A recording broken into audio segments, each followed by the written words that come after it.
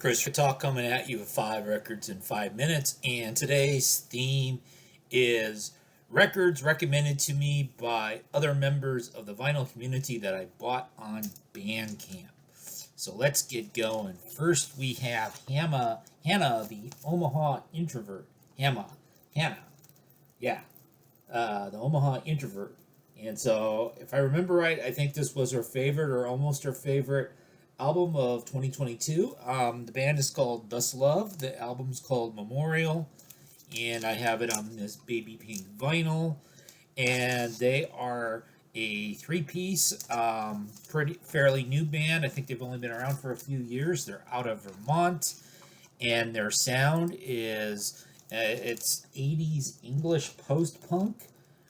They sort of remind me of the Smiths, but the Smiths in a good way. And for me, what that means is guitar sounds like Johnny Marr without the histrionic, twattish vocals of Morrissey. They also kind of remind me of Ocean Blue, which was an American band that reminded me of those sorts of English bands. Next, we have Russ at Mama's Records, and one of his favorite records of the year was Surprise Chef with Education and Recreation. I could have shown this for an Australian album, but I chose not to. So these guys out of just outside of Melbourne, Australia, play basically a brand of instrumental jazz, soul, funk. So there's no singing, but besides for that, it kind of reminds me of Khruangbin. These guys are probably they're more on the jazz side, a little bit less on the funk soul side than Khruangbin, but kind of if you like Khruangbin, you would probably like these guys. Next, we have Ryan Kidd. And so, Ryan, I was late on jumping on the bandwagon for the Schizos, but I'm going to jump on right away for the Fruit Tones with Pink Wafer Factory. These guys are out of Manchester. Somehow, I have not heard Rob Walker talk about them, so I guess he's maybe asleep at the wheel. So this is Hannah's band, Thus Love, reminded me of 80s English music. This will remind you of 70s English music.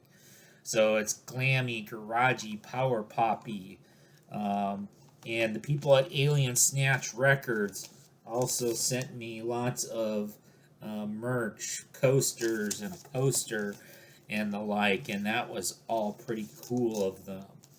And I know Ryan Kidd was very excited about this group, the Fruit Tones. Next, I'm going to show, for a while this was a Vinyl Richie's record of the year, but I guess he changed his mind because then his list had something else. But this is a split, so it's called Watch It Die. So two different garage punk bands out of Detroit. The Stools on one side, Towheads on the other side.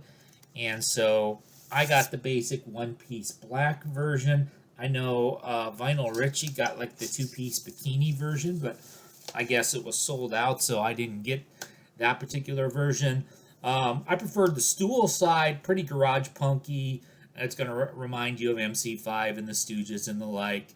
Towheads on the other side, similar, but just a little dollop, a little dash of rootsy cowpunky in them.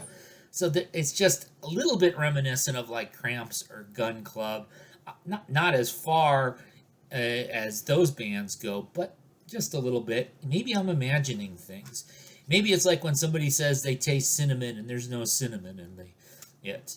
And then finally, as recommended by Michael Pilmer, oh look, it's a compact disc. It's Anti-Scene, southern sleazy punk straight out of Charlotte, North Carolina. These guys have been around, I think, since the 80s. And this album was from 1992. I also got one of their recent singles, but this is called Eat More Possum. And so you've got